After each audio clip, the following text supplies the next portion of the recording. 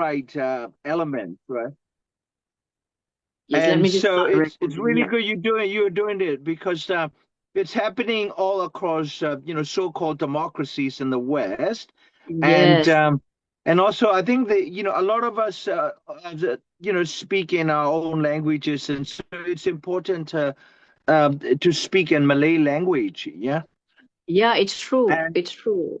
And it's very unfortunate what happened in Malaysia because we try to pride ourselves as a compassionate society.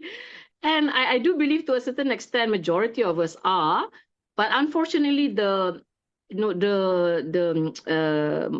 voice of the loud minority now is very strong, especially in social media. Quite unfortunate, what but is I do believe these are not the majority, these are the minority, but they are the loud ones now. yeah the minorities.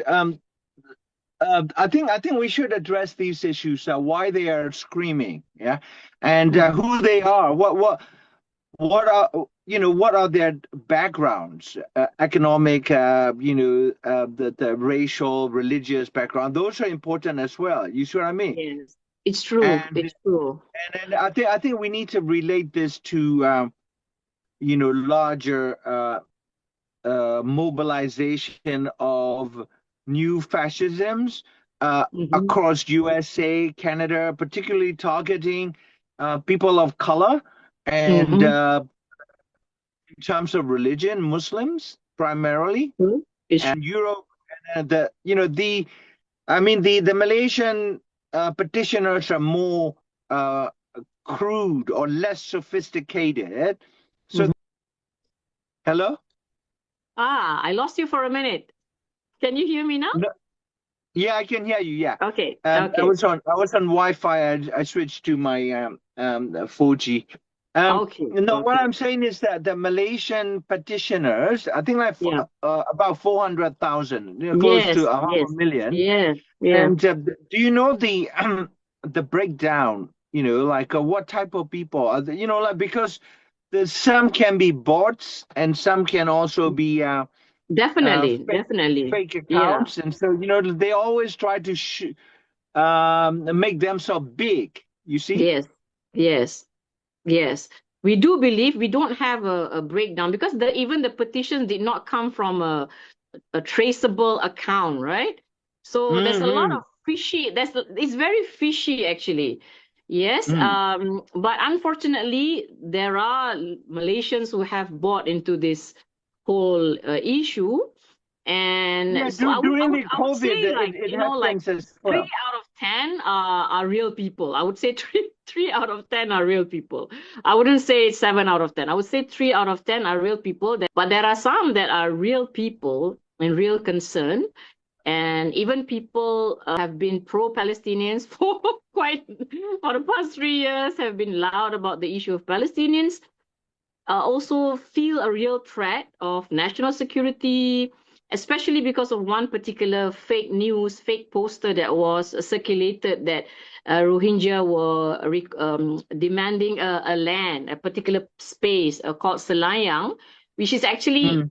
made up by, again, another, account that you cannot trace. Yeah, And right, right. unfortunately, falsehood travel very fast, right? Even Yeah, some yeah, daughter of a politician shared that post. So yeah, it's like the 40 beheaded babies yeah, gone yeah, like that. Yeah. yeah. So I think what I would do is like you ask any questions, but I'm going to like explain why the Rohingyas are there as Yes. refugees, not as a threat, and Yes. also I think we need to relate that to Christian nationalism in the West, white Yes. supremacy, and all Yes. the far like a billionaire far right. I mean, fascist billionaires, you can call them, right? Definitely. Oligarchs, Yeah. like Elon Musk and others, who are Yes. funding and fueling this, like, okay, white people are going to be killed, replaced by the brown and black people and Muslims, right? And then Yeah. so I think like they are not unconnected. What happens in Malaysia and and what happens in India, what happens in UK, we have openly, white supremacists, Christian supremacists, saying that Britain will be Britain is threatened by the people of color and Yes, Muslims and like hijab definitely. wearing women, right? Yeah, And the culture stuff. But although the percentage of like minorities are less than 10%, right? How yeah, could 90% feel threatened, right? And then yeah. like And the most of Rohingya in them, Malaysia, they are 0.4%. people who pose threat are those with power, like who control banks, who control the armed forces, who control Yes, parliament, who control the prime minister office, right? And who control the yes, media, right? And no, and then yes, none of the people of color control any of these in the West, nor the Rohingyas control any of these institutions.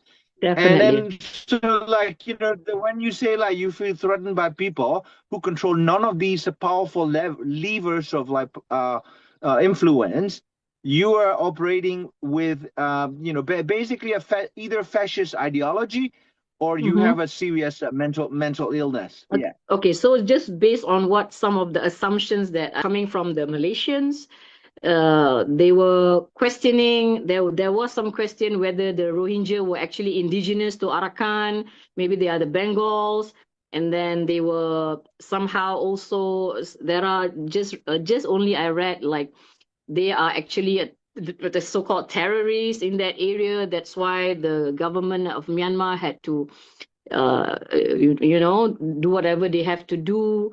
So can you like explain exactly who are the Rohingyas and been facing genocide for so many years? Yeah, firstly, I think it's important to establish facts. Yes. The facts can be used as essentially torch lights or candles in the darkness that is dotted with these falsehoods and deliberate misrepresentations of who Rohingyas are or what their history is, whether they belong in Myanmar or whether they belong in Bangladesh. Are they terrorists? Why do they face like such a sustained genocidal persecution for almost 50 years? So let me Yes. let me start by saying that Rohingyas are binational, free nation state people. What that Mm. means is that Rohingyas were in Arakan state or ancient Arakan kingdom alongside Buddhist Rakhines, right? Before independent nation state of Myanmar was created at the end of Second World War. So, as Mm. Professor Amartya Sen, the economist and a political philosopher at Harvard, who himself is Bengali, he must be in his 90s now. Mm. As he said, Rohingyas did not come to Arakan, but Burma came to Arakan. What that means is Rohingyas were indigenous people. In Mm. the language of Malay people, they will be Bumiputra, meaning that Yeah. they are children of the soil. Yeah, they belong Mm. there. And so are the Rakhine Buddhists, right? Yes. These are cohabitants of a single geographic space with different cultures and different faiths. They share this land together, Mm. before Burma Mm. became Burma. But the Burma. Rohingyas are outnumbered by the Buddhist Rakhine by the ratio of 3 to 1. Three Yes. Buddhist Rakhine, there will be one Muslim, largely Muslim Rohingya. Muslim. Mm. I mean, Rohingyas have a small Hindu minority, maybe a tiny Christian converts, and maybe like some are not even Muslims, right? Mm. Atheists. It's like Mm. it's like Malay people. They're a Yeah. different religion. Mm. Like Malay is not a religion. Yeah. You've got like It's an Christian ethnic, it's Malays, a race. Christian Yeah. Muslim. Exactly. So Rohingyas belong in that part of Myanmar because they've been there before Myanmar arrived as a nation state in Mm. 1948. So Mm. that that historical presence has been well established.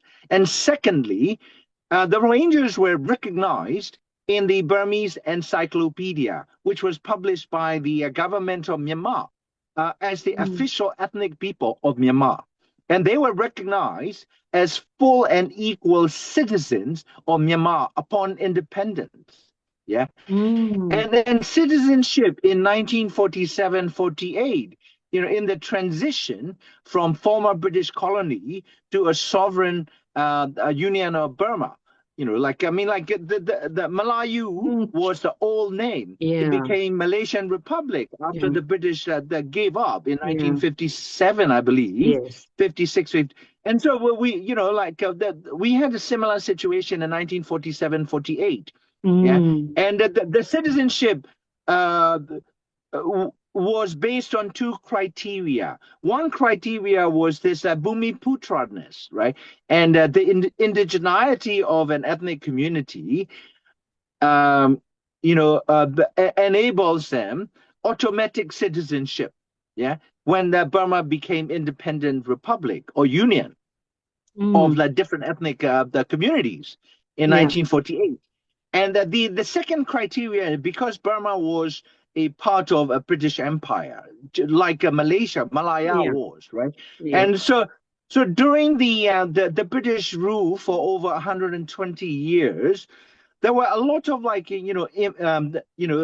people from different parts of the empire coming to settle, right? Then they started families and they put their roots down, like your Indians in Malaysia Yeah. or like Chinese, Chinese in straight Malaysia. Chinese. Yeah. Yeah, and then so you cannot simply kick people who have lived in the country with you for 50 years, 100 years out, just simply because you became a sovereign state. So you Yes. create a citizenship system that is equal for everybody, right? And then so the second criterion was residency. If you have lived in Myanmar or Burma, British Burma before independence, 10 years prior to Myanmar becoming a sovereign state, if you have lived there as a subject of British Empire, uh, then you are, if you choose to become Myanmar citizen, you are entitled, and your citizenship is, as equal as someone who is considered Bumiputra. So the Mm. idea is not to discriminate against all citizens on the basis of either residency or their indigenous standing. So that Mm. is a way of creating a harmonious society, peaceful society. People do not feel that they are second class because they are Muslims or Christians, right? They don't feel that they are second class citizen because their ancestors arrived only 100 years ago, as opposed to Mm. 1,000 years ago, right? So Yeah. the Rohingyas, however you want to look at it, the Rohingyas were entitled to and they were given equal and full citizenship rights as anyone else, including Buddhist Rakhine, Buddhist Burmese, Buddhist Shan, or Christian Chin, or Christian, Kachin, whatnot, right? So Mm. that's a question that's settled. They were officially recognized by the government of Myanmar, both the military government of General Ne Win that came to Mm. power in 1962 and the democratic, parliamentary governments of Prime Minister UNU prior Mm. to 1962. So whether it's military or civilian democratic government, the governments of Myanmar had recognized Rohingya as our own people, right? Our Mm. own citizens. That's why Rohingyas served in the parliament.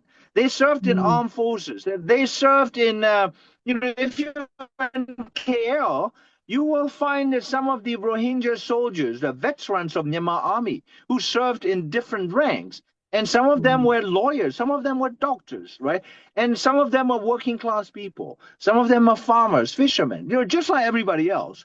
But The Rohingyas have been singled out as a result of Burmese military junta embracing, the Islamophobia, beginning in the Mm, 19, mid 1960s, 1970s. But in those days, the the serious genocidal persecution was not launched yet because the Burmese military government, led by General Ne Win, from 1962 to 1988, for 26 years, mm, was busy fighting the Burmese communists. These mm, are ethnic Burmese communists mm, that enjoyed a degree of support from Mao Zedong's mm, China. So the Burmese military was confronted with Burmese communists, yeah, and so they did not have resources or like a manpower or like a mental energy to persecute the Rohingya. So only when the Burmese communist resistance movement began to weaken, did the Myanmar military turn their attention to their old project of getting rid of the Muslim minorities who were indigenous to Rakhine State from Rakhine State. It began in 1978, yeah, and then from then on, there were at least like three major waves of genocidal destruction and violence and expulsion. And the largest one was in 2017. That's when Rohingya became global headline news. So mm, what we are seeing is Rohingyas having been driven out of their ancestral land of northern Rakhine State next to Bangladesh, becoming refugees and stateless people in countries like Bangladesh, Saudi Arabia, a small number in Indonesia, and also equally small number in Thailand, and a large number after Bangladesh in Malaysia. There are over 100,000 Rohingya, yeah, the refugees who yeah, have only like a UNHCR documents, right? yeah. So these are people who deserve protection and support the same way Palestinians, refugees around the world and across West Asia, in places like Jordan, Syria, Lebanon, right? Uh, uh, so they deserve equal support, solidarity, and empathy from host communities as much as Palestinians. Subhanallah. Okay, the some of the issues that when I skim through whatever the comments, those who are uh, unfortunately disseminating this hatred and almost dehumanization of the Rohingyas, there are many times pops up that they are considered traitors, right, to the Myanmar government, and that's why they had to leave and things like that. Can you explain on that? Yeah. Well, I think the way to look at this and to look at the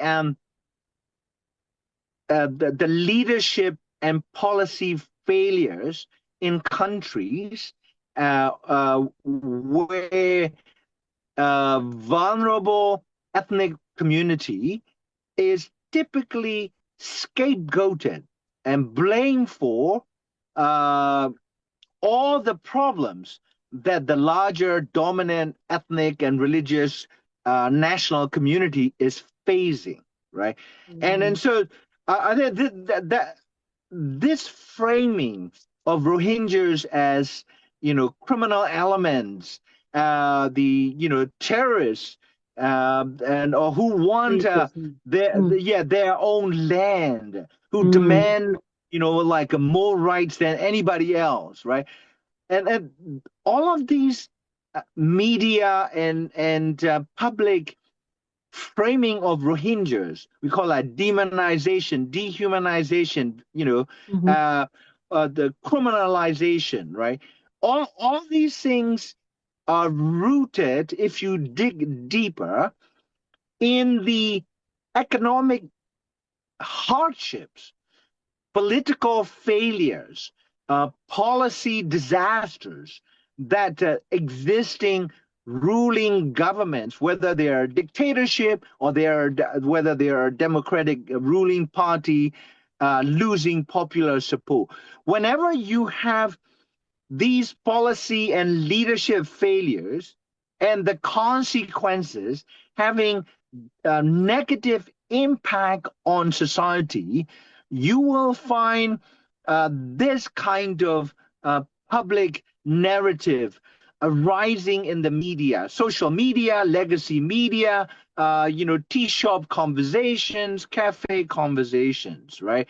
Because when like the economy is doing well and the leadership is enjoying popularity, like you will find prime ministers and presidents meeting with Rohingyas or, like refugees, whatever their names, showing compassion. As soon as the economy is doing poorly, as soon as the government feels that they're no longer popular or they are losing their popular support from the majority, you will find this kind of, you know, uh, racist, far right mobilization.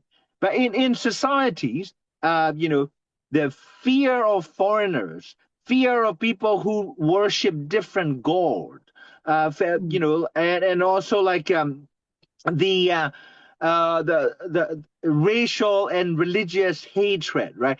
These things are so easy to mobilize.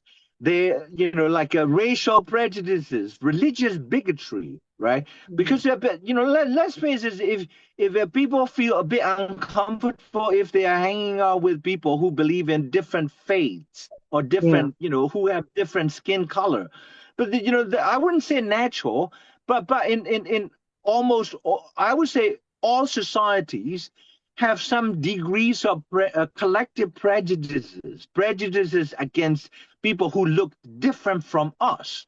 Mm-hmm. Skin color, faith, the Yeah. way that we eat or they Yeah. eat, whether you Yeah. eat, roti chana with your fingers or you're Mm. eating like, steak with knives and forks, whether you eat halal meat or whether you eat sushi or like, just like plain beef. Mm. So these like prejudices towards those who are different, even among indigenous communities, they can be mobilized Mm. in times when people feel frustrated, angry, insecure about their economic future, their jobs, their income, all kinds of things. And so I think you have to look across the board, not just Malaysia. And so Yeah. I live in the UK. I used to live in the US.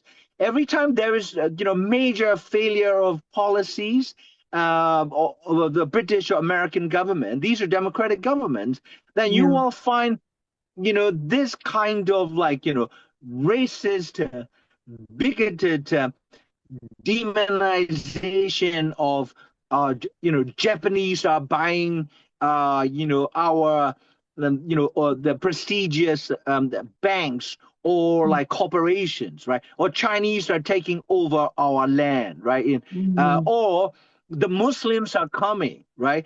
And the Mm. and the white people will be replaced by these brown, black, and Muslim people, and then like British or American culture will be destroyed by women who wear hijabs. You see what I mean? Mm. And so Yeah. that is quite universal. And so I think like this is what happened in Burma as well with respect to the Rohingya genocide. The Rohingya genocide was has been institutionalized for a long time, but the major spikes of violence that would result in the exodus of 100,000, 200,000, like Rohingyas fleeing across the border, or hundreds of villages being burned down. These spiky moments always coincide with the political or social or economic crisis within Myanmar political system or economy or society. So, with going back to the Rohingya in Myanmar and in 2017, and Aung San Suu Kyi was, the de facto head of state. She was barred from holding presidency, or she could not become a president because her late husband was British, and although she is Burmese citizen, and two of her sons are British citizens, therefore, by the Burmese constitution, the military road say like if a presidential candidate's family members are foreign citizens, that person cannot be president, right, or like head of state. And so she became instead a state counselor, right? The real power lies with her, but the official position she could not hold, right? And but that power is also shared with the Burmese military. So it was a partnership between the civilian democratic leader Aung San Suu Kyi and her elected party, and the entrenched Burmese armed forces represented by a group of generals, right? So because Aung San Suu Kyi was pushing for democratic reforms, economic reforms, the Myanmar was moving in a transitional process. And that transitional process came to bite Myanmar military's economic and political interests. So in other words, Myanmar military was having a mini crisis in this transition, and they could not stop Aung San Suu Kyi.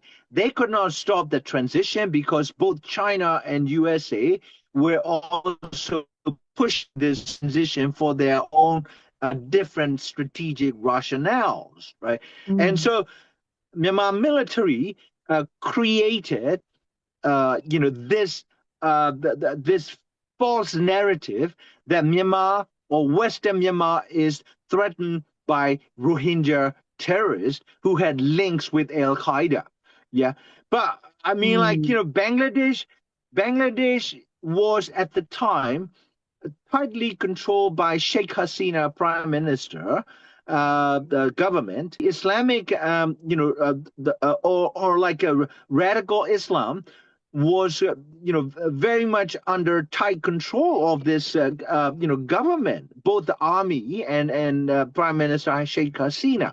So the Al Qaeda had never been able to penetrate Bangladeshi society, although there are some radical Muslim voices, but they're not the dominant voices. They're not in power then. They're not in power now either, right? Bangladesh, with 160 million majority Muslim country, is not a radical Al Qaeda-run country, and so Rohingyas who are sandwiched between, like Islamophobic Myanmar military and Myanmar society, and the a large populous Republic of Bangladesh, could not have developed any type of radical activities or networks.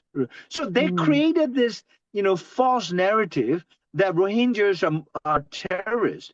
And also, like, this plays into the Western racist Islamophobic media and political classes, because, after 9/11, the United States and United Kingdom, as well as Western countries that partner with USA, they have been broadcasting 24/7 the images of Muslim people as nothing but radical, violent, bloodthirsty terrorists, right? And so, like, if a Christians take up arms to fight for their liberation, or if Buddhists take up arms against their oppressor, no one automatically accuse Buddhists or Christians as terrorists, right? And as soon as a group of young, angry Muslims you know, take up arms to fight back because they're so angry. They have nothing to eat. They have no future. They have no decent places to live, no university to attend to. Of course, they will fight back with whatever they have. But that's not terrorism.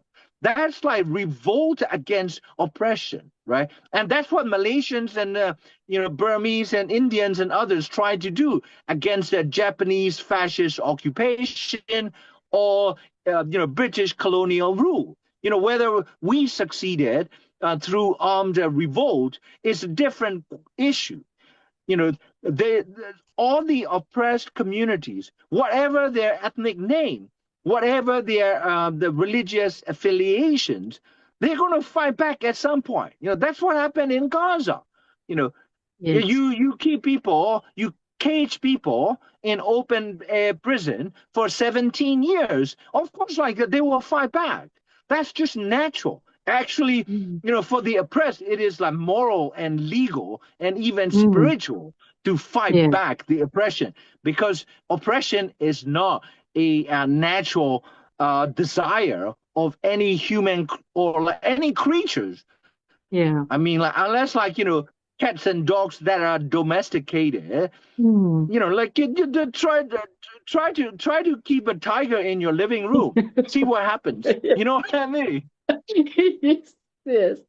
Yeah.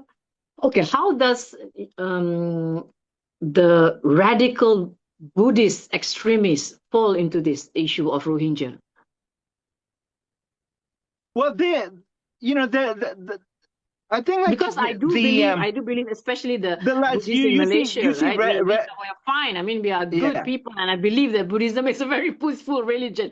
So, what actually fed into this, extremist ideology among the Buddhists Well, of you have to look at the the narrative of Orientalism, right?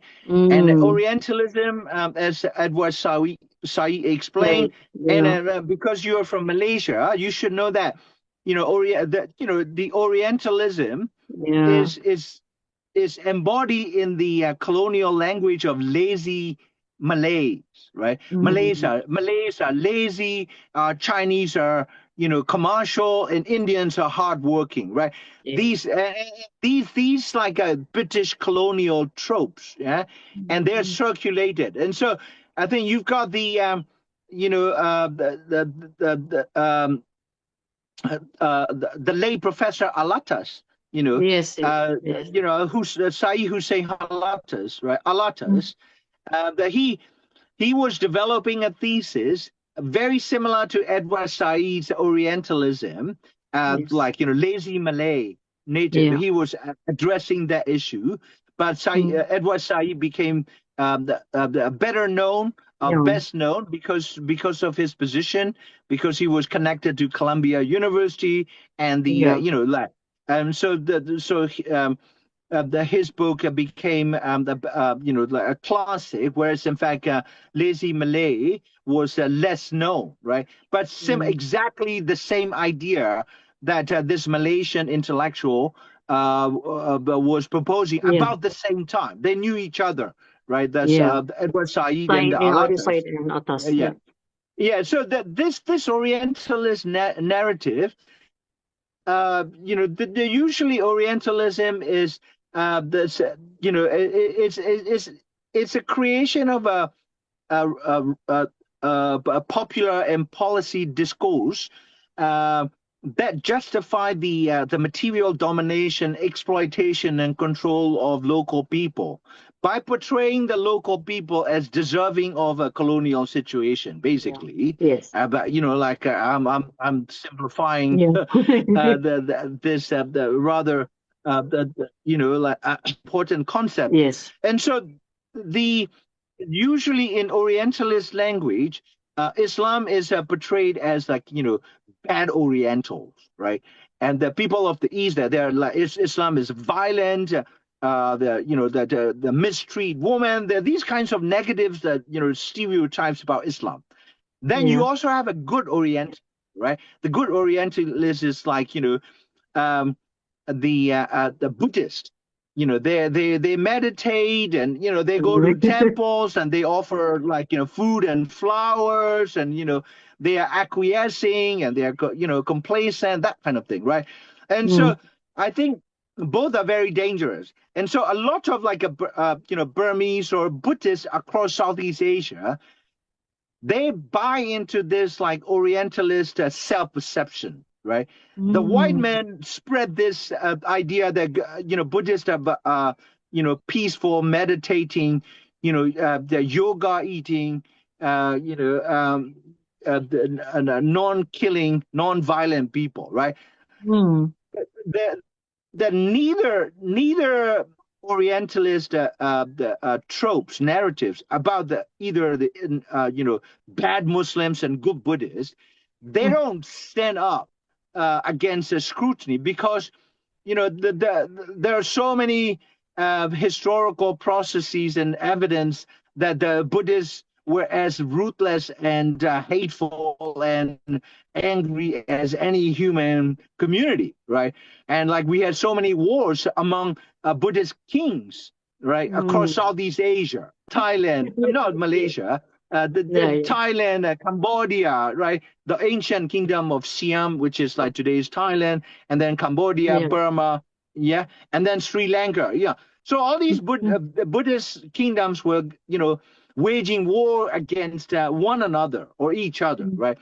And so I think while all these like all like the wars among Buddhist kingdoms ended, the perception, the Orientalist perception that emerged out of the British colonial rule or French colonial rule, whatever. The French have their own version, the Dutch have their own versions, right? And but Malaysia and Burma, we were under the British, and so we have the British version of Orientalist tropes. And then Buddhists buy into the view that we, buy into the basically white masters' view that Muslims are violent and bad people, right? And we are the good people. We serve them, and then of course we also fought back. But at the same time, within the colonial, racial, and religious hierarchy, Buddhists feel superior to the Muslims, and then we also feel superior to Christians. But that's and in across all religious systems, one of the fundamental the problems of religions to me is a sense of superiority, obviously. And if like Buddhists feel that we are the best, our philosophy is the best philosophy, then I say like Muslims are not, Muslim and Islam are not as good as Buddhist or like my faith, right? And so that supremacy is still there. So we've got like layers and layers of this supremacist, self-perceptions. And I understand that in Malaysia, like a lot of like Chinese are, in Singapore as well, are Buddhist, right? And in Myanmar is overwhelmingly Buddhist, like, 80%, 90%, whatever the percentage.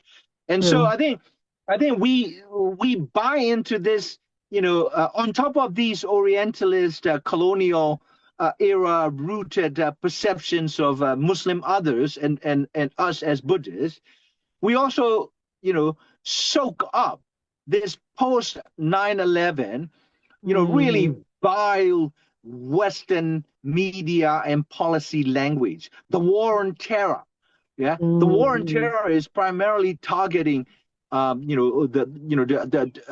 about 20 Muslim countries that will resist the American or British or European economic imperialism, right?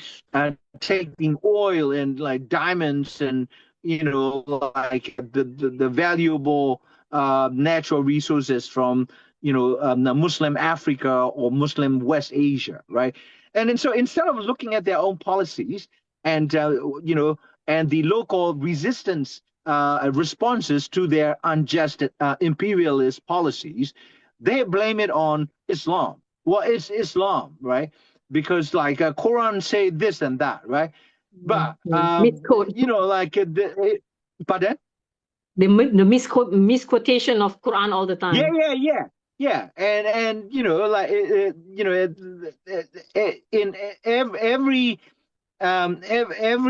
every like a violent person within say Islam or a Muslim community is outnumbered by 100,000 non-violent the Muslims who go to pray and Yeah. look after their children, right?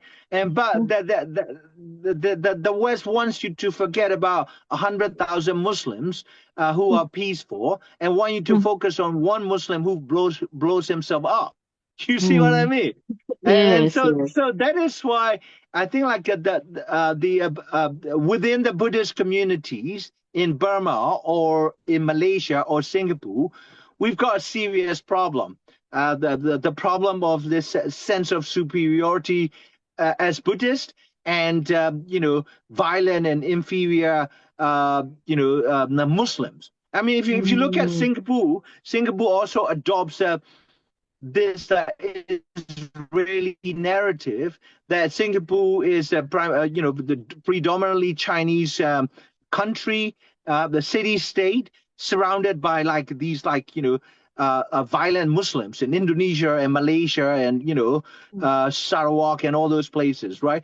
And so I think like you have to look at economic conditions, policy failures, leadership failures within national mm, community, as well as the global war on terror and Islamophobia it has generated over the last 30 years since 9/11. mm, And of mm, course, like, the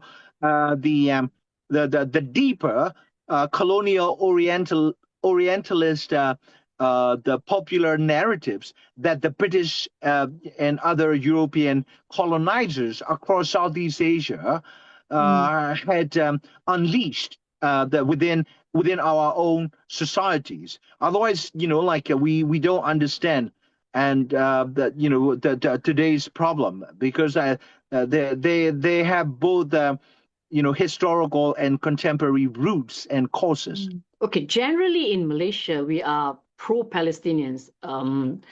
But with the surge of this anti-Rohingya and all that, even though we kind of have a basic understanding that the Rohingya do went through similar genocide, unfortunately, the same concern, the same, empathy is not shown to the Rohingya as how I feel that they deserve, equally as the Palestinians. Can you comment on that? The parallels between the genocide that is inflicted by the Israelis to the Palestine, as well as the genocide that is inflicted by the Myanmar junta, as well as I think the Arakan army. Yes. Yes, Myanmar junta and the Arakan army today. Well, Mm, firstly, I do know a lot of like really good Malaysian definitely, definitely. anti-genocide organizers. Like Mm, Isham Rees, Ishamuddin, mm. Azrael from the Centura, and Central, also yeah, like yeah, you've got a lot of like refugee support networks across definitely, Malaysia, yeah, and yeah, then so I think obviously the sympathy is for both the Palestinian refugees and Palestinian people under occupation and also in open air prison in prison. Gaza. Mm, As well as the Rohingyas that came, right? But the where the problem begins is you have 100,000 Rohingya people, and oh, yeah, and over and many of 100,000, them, 100. Yeah, yeah, many of them work in like they work in really difficult yeah.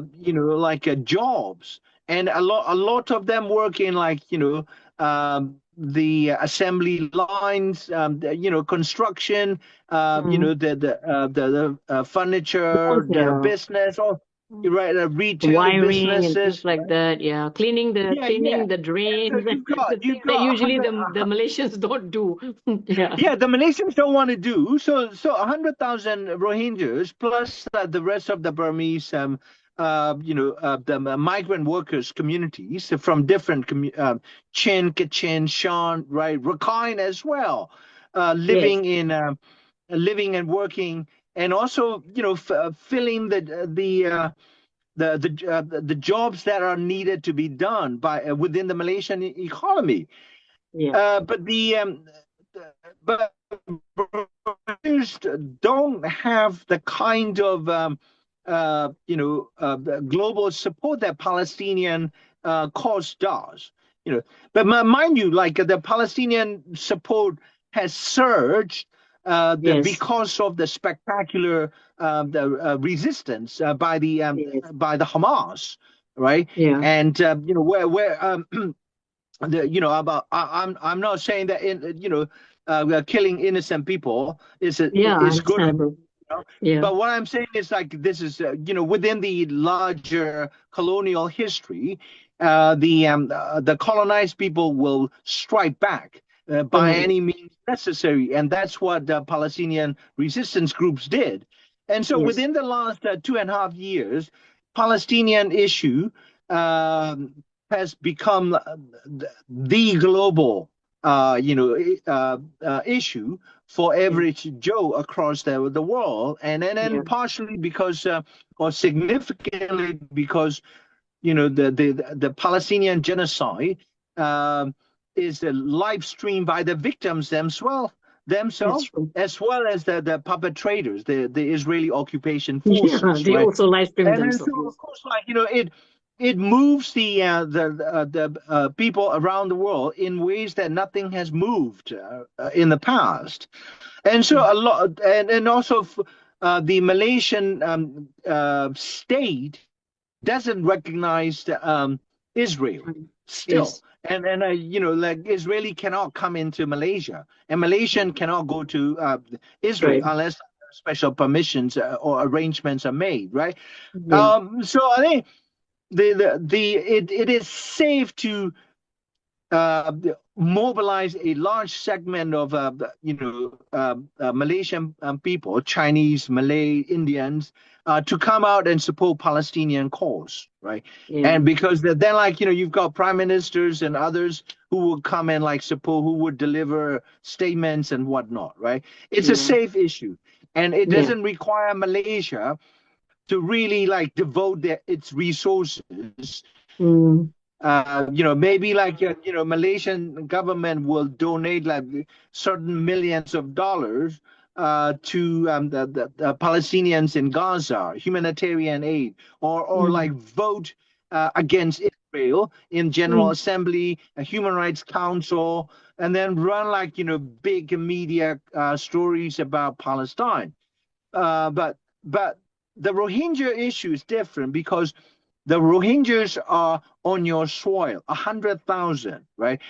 They need to be provided with proper education, and they cannot simply be seen as like refugees. Yeah, they will fill the labor market needs, but if Malaysian state is serious about this sense of ummah, right? Like Yeah. the The Islamic Muslim Ummah.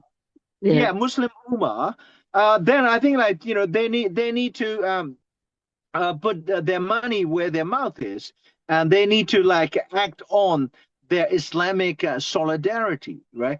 Mm. And but the truth is, the genocides are not about race or religion, although the genocides are typically committed on the basis of race, ethnicity, faith, or national identity of the victim populations. But for Mm. those of us who stand up against genocide, we are standing up because they are our fellow humans. That's why, True. like I don't feel comfortable when people that say I'm a Rohingya rights activist or advocate for Rohingya rights. No, no, no, no. I don't care what they are called. You know, Yeah. and if Malay people face genocide, I would stand up for the Malay people. If It's Chinese true. people across Southeast Asia get persecuted, I would stand up and speak out for the Chinese people. I don't care whether they're communist or Yeah. Buddhist or Malay or Yeah, it's true. Muslims or Christians, right? And so I think but having said that, if Malaysia is a predominantly Muslim country, Muslim Yes. Malays are a predominant population. Yeah. Um, and the prime minister is Malay and Muslim. Well, Yes. even even if he doesn't care about humanity as a whole, he should at least care about this fellowship of the Muslims, right? And he should be like, implementing policies that would empower the refugees or at least the children. If the grown-ups are working in construction, Chinese factories or Malay shops or like, the different retail businesses, then their children should be provided with access to education, right? Because that's the best way to support the genocide surviving population of Rohingya in the country, right? I'm not saying Mm. that all the Rohingya grown-ups should be allowed to have university degrees or master's degrees or allowed to study medicine. I'm saying like Mm. these people, they survived genocide. They fled to Malaysia thinking that Malaysia is a Muslim country, is part of Muslim Ummah. They will be Mm. kind to us. Instead, you've got, like the Malay state or Malaysian state that has so far refused to provide Rohingya children proper education. That's why people like yourself step in and try to do a little bit of what you can in terms of educational provision, right? I mean, this is the job that the Malaysian state should be doing. And this is Mm. the kind of mobilization Malaysian society should be mobilizing. They should be like, donating some money. If Malaysian government is not providing enough funding, they should allow volunteer teachers to come and teach Rohingya children in state schools, right? But that's not happening.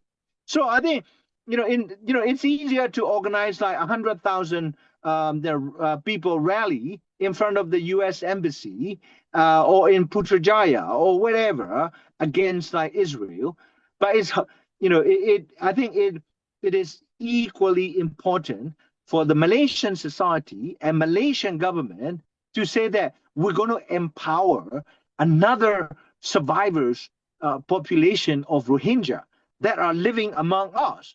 Yeah, their parents go to work and help the Malaysian economy. The least we can do is to provide their children with health care and free schooling. You see what I mean? So, Yes. so I think that is what needs to be debated within public. I think there are a lot of like really good enlightened policymakers, right?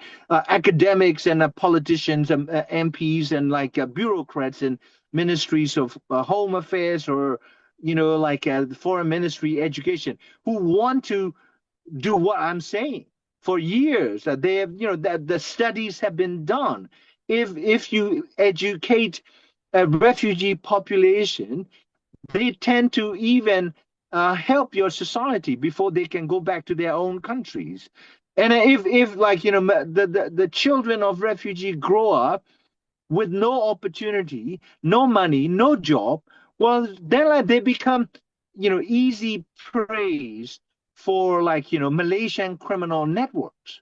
You see? Mm. True. And so It's it's true. good for everybody. I don't understand why Malaysian government is not undertaking this. Mm. I think there are Instead, steps now. pardon? There are steps of, I think the first steps of documenting. Before this, it was all under UNHCR, right? But Yeah. now the Malaysian government has stepped in into, keeping their own data, their own system with regards to the in and outs of the refugees.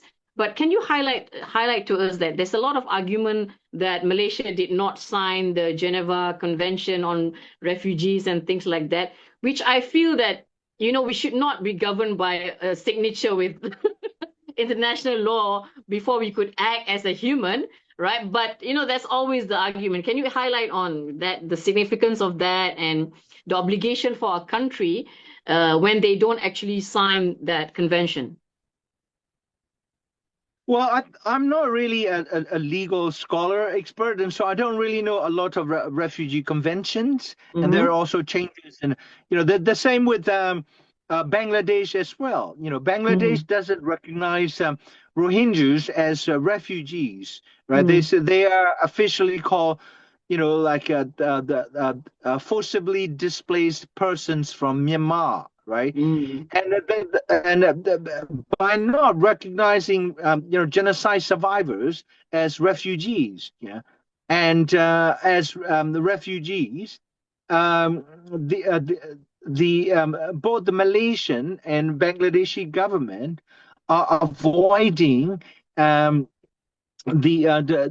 to essentially um, um, provide the Rohingyas with legal rights as refugees.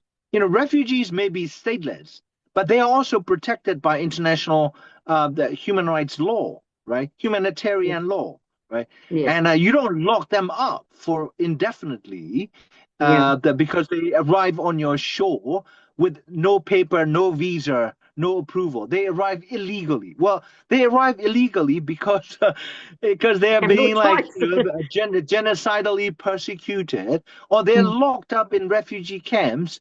Refugee camps are not like the hotels. decent, They're yeah. barbed wire fence, and after 5 o'clock, lights out. They cannot go from camp one to camp two, right? And then like gangs come in and like do all kinds of things, right? And then like you've got security, from the refugee administration, and so I think firstly, I think it really depends on how Malaysian politicians Mm, and bureaucrats see themselves and their country.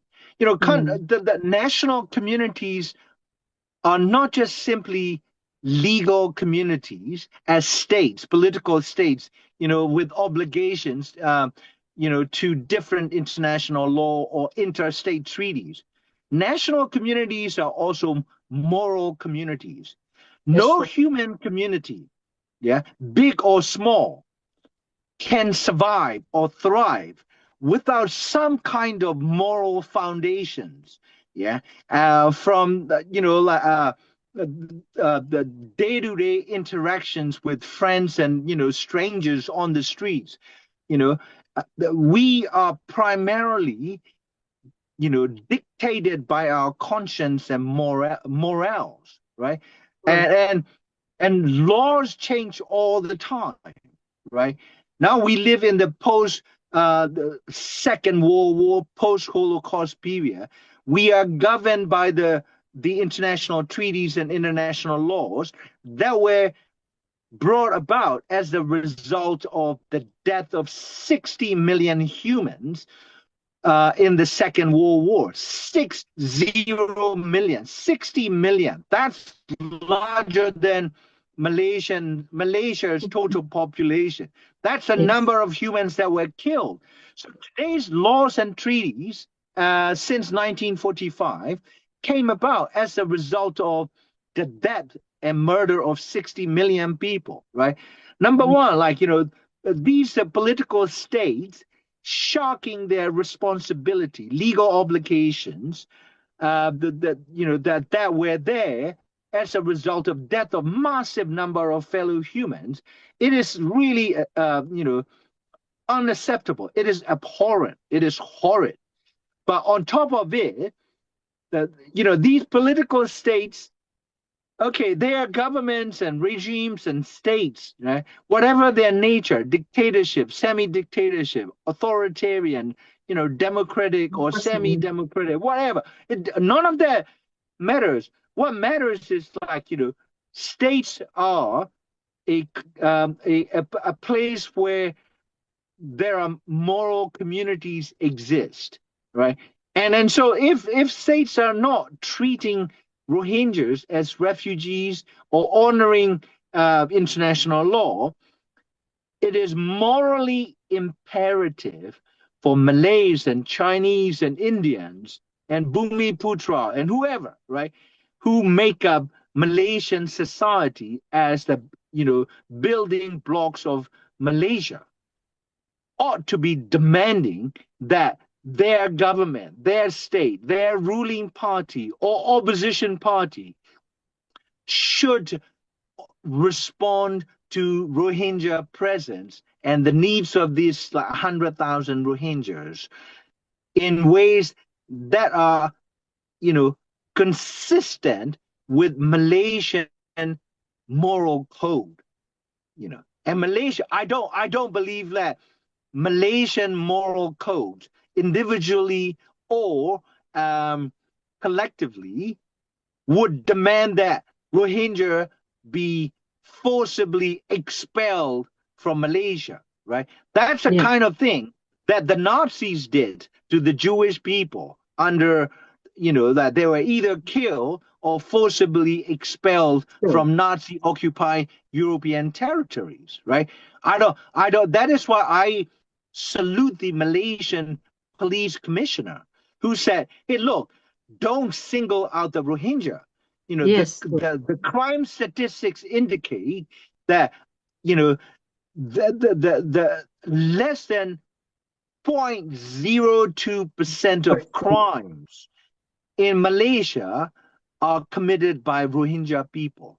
Yes. And what that means is a vast majority of crimes that have been committed on Malaysian soil are committed by the citizens of Malaysia themselves, right? That's right. Why is this, false framing of Rohingyas as a threat to Malaysian security?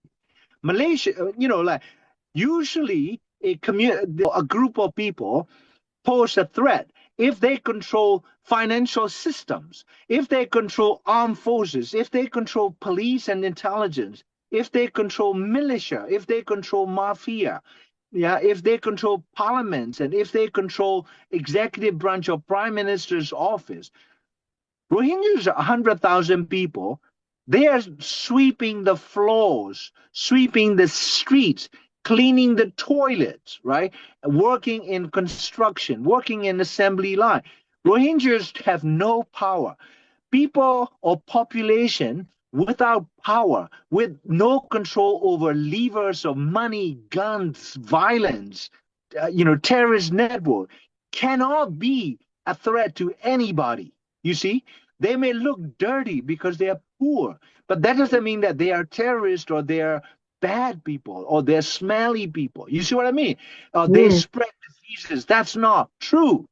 And so, if any group that peddles, or if any group in Malaysia is peddling this narrative that Rohingyas pose a threat, that group is either mentally ill or is malicious, because it is spreading falsehoods that have no corroborating evidence. And so I think I think that should be made clear. Rohingya pose no threat to Myanmar.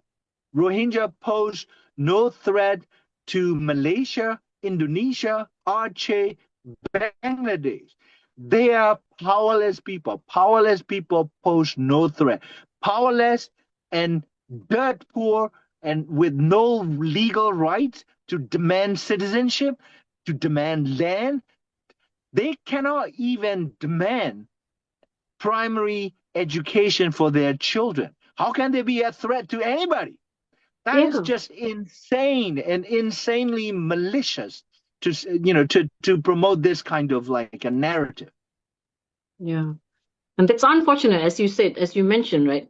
I mean, Malaysians, we are not just committed to any international law, which is, after Gaza is questionable. Our religious law, I mean, for me, as a Muslim, what do you mean you don't help the poor? I mean, it's unthinkable. Right? It is my obligation. I have to stand before God. When the poor people come to my door, I don't ask for their passport. Right? So it's Yeah, that's exactly, what exactly. troubled me a lot. Like it's troubling me because these are my people. People have been compassionate. So whatever happened to people suddenly they become so, malicious and full of hatred. So that's why I'm, puzzled and I need to understand this because Because, and I feel personally, I feel that the Rohingyas are so voiceless at this point of time, right? They're so voiceless. And I feel that I have to step up, somebody has to step up, somebody has to speak for them, because they're so voiceless. They have Yeah, basically nothing. Prophet Muhammad or Allah will not demand your passport or citizenship card. Yeah, and Definitely. that and the same way Lord Buddha will not ask what your nationality is. You see, and so Yeah. I think like whether These are all these human construct, right? We create the borders, basically the colonials create the borders, and now we think like it is something we're supposed to worship or what? Like yeah, it's yeah, yeah. human So construct. basically, I think like the British or any type of European colonial system create these divisions, geographic divisions, boundaries, racial divisions, religious divisions, and they divide and rule.